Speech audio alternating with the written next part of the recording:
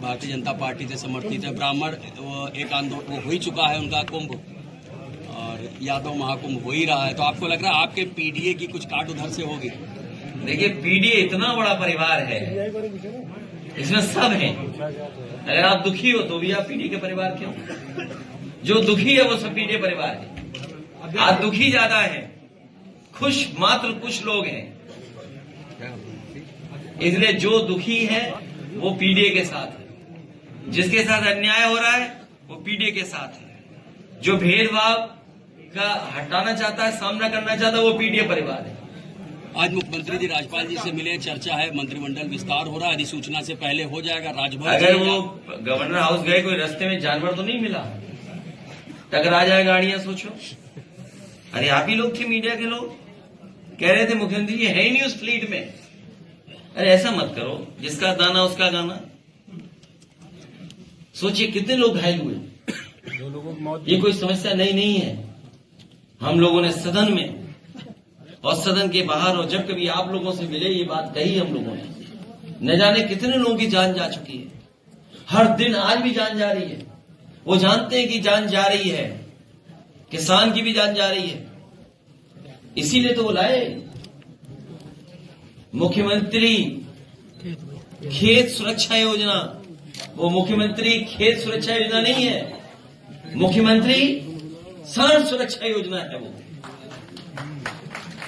तो चाहे आप गवर्नर हाउस चले जाओ, और हो सकता है उन्होंने भी अखबार पढ़ लिया हो कि होली नहीं मनाएंगे, और फिर जिन्हें पैकेज दिया था, अरे पैकेज का पार्ट मंत्री भी तो है, क्या पैकेज का पार्ट मंत्री नहीं है?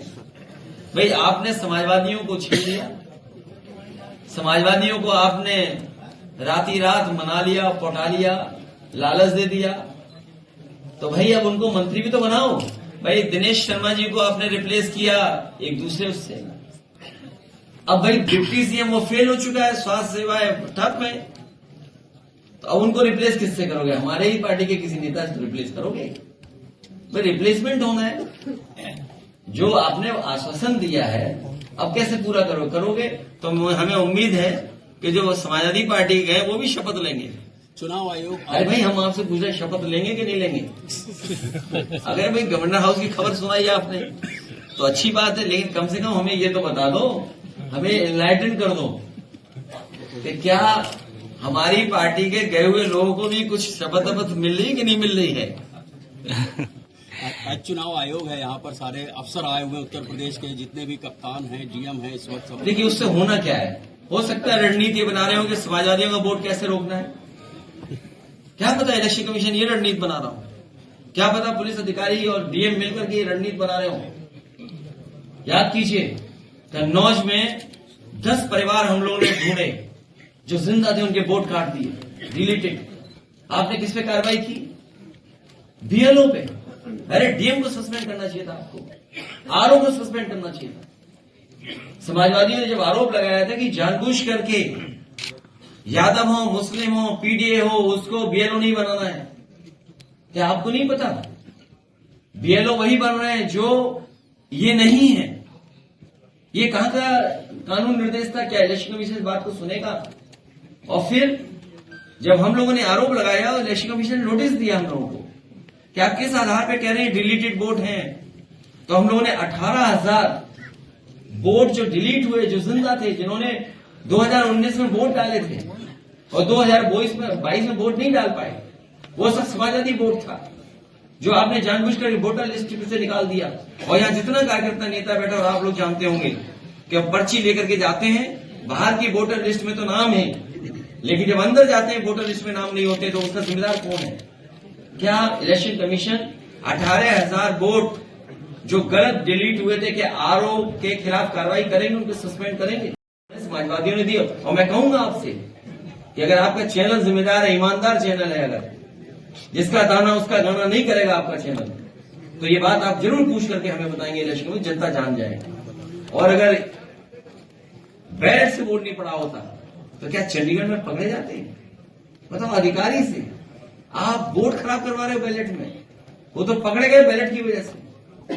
तो बताओ 18,000 वोट जो डिलीट हुए हैं उसके बारे में आप पूछेंगे कि नहीं पूछेंगे इलेक्शन कमीशन? क्या आरओ सस्पेंड होंगे कि नहीं होंगे? अगर एक भी आरओ सस्पेंड हो गया तो उत्तर प्रदेश में किसी भी आम नागरिक का वोट डिलीट नहीं हो सकता।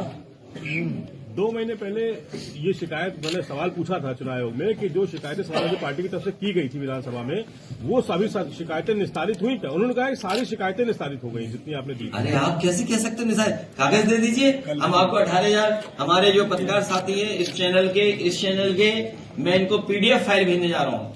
मैं अपनी ऑफिस के लोगों से कहूंगा कि आपको अपने मेल दे दीजिए मुझे, उनको पूरी पीडीएफ भेज दूंगा, मैं पूरी सूची भेज दूंगा 18,000 वोटर डिलीटेड। और तुम्हें भी उन पे बताओ किस पे कार्रवाई हुई। और कन्नौज में जिसपे उन्होंने बीएलओ को सस्पेंड किया, भाई आरओ को क्यों नहीं टर्मिनेट कर रहे हैं आप? आरओ पे कार्रवाई क्यों नहीं कर रहे हैं? आरओ जिम्मेदार है, बीएलओ तो एक छोटा अधिकारी है। आप अपना छोटे पे अधिकारी पे काम कर कर निकले जा रहे हैं। अगर वो शिकायतें आपकी निस्तारित ही नहीं हुई हैं तो फिर लोकसभा चुनाव कैसे कराएंगे उसके ऊपर? तो इसी तो कह रहे लोकतंत्र खत्म हो गया। अभी तो थोड़ी बहुत आजादी है आपको बोलने की, पूछने की, अगली बार आजादी नहीं रहेगी आपकी। सर कल आप लोगों ने क्या मांग की है, चूंकि आपके प्रतिनिधि भी वहां पर हमने पूरा लिख करके दिया है, पूरा जितनी शिकायतें थी लिख कर दे दे। मैं कहूंगा पार्टी का एक कॉपी ने भी दे दे कि जो जो हमारी डिमांड नहीं है और जो हमने 18,000 वोट की डिलीटेड कहा था और कन्नौज का स्पेशली, वो सब हम आपको देंगे। और ये अमूमन है कि जो वोटर लिस्ट बाहर होती है, जब आप वोट पर्ची लेकर के अंदर जाते हैं तो नई वोटर लिस्ट मिलती है, वहां उसमें आपका वोट ही नहीं होता है, आप ढूंढते नहीं अपना वोट। और अधिकारी सेंट्रल फोर्स होती है, जबकि आपके जो एजेंट है वो अंदर रह सकते हैं पोलिंग एजेंट, लेकिन सेंट्रल फोर्स उनको बाहर निकाल देती है। इलेक्शन कमीशन इस बात को भी क्लियर करे कि पॉलिटिकल पार्टीज के जो पोलिंग एजेंट्स हैं वो अंदर रह सकते हैं कि नहीं रह सकते। सेंट्रल फोर्स उनको निकाल देती है, क्योंकि कानून और नियम नहीं है ऐसा। कई अधिकारी ऐसे हैं जो लंबे समय से उत्तर प्रदेश में अभी भी तैनात हैं। क्यों आपने सुप्रीम कोर्ट का नहीं देखा जब वो चंडीगढ़ में पकड़ा गया? अरे जिस भारत में मुख्यमंत्री को एफआईआर लिखानी पड़ रही हो, भाई मुख्यमंत्री को एफआईआर लिखानी पड़ रही है, उसके विधायक को सेंट्रल फोर्स उठा के ले गया। हम कुछ भी कहते रहे। अब जो महासंघ की बात की थी आपने, महाकुंभ की बात थी, मैं केवल 2 उदाहरण दूंगा आपको और 3। पहला, जो फेक इनकाउंटर हुआ था वो जिम का इंस्पेक्टर था नोएडा का यादव, क्या उसके जो फेक इनकाउंटर करने वाले अधिकारियों की कार्रवाई हुई? इसी तरह जालौन में और झांसी में बॉर्डर पे एक पुष्पेंद्र यादव की हत्या हो गई, पुलिस ने मारी उसको, फेक इनकाउंटर किया। और उसकी पत्नी ने कहा कि अगर 1 साल में मुझे न्याय नहीं मिला तो मैं भी आत्महत्या कर लूंगी। उस बेचारी पत्नी ने आत्महत्या कर ली। क्या सरकार ने मदद की? और जिन अधिकारियों ने उसका फेक इनकाउंटर किया तो क्या उन अधिकारियों के खिलाफ कार्रवाई की सरकार ने?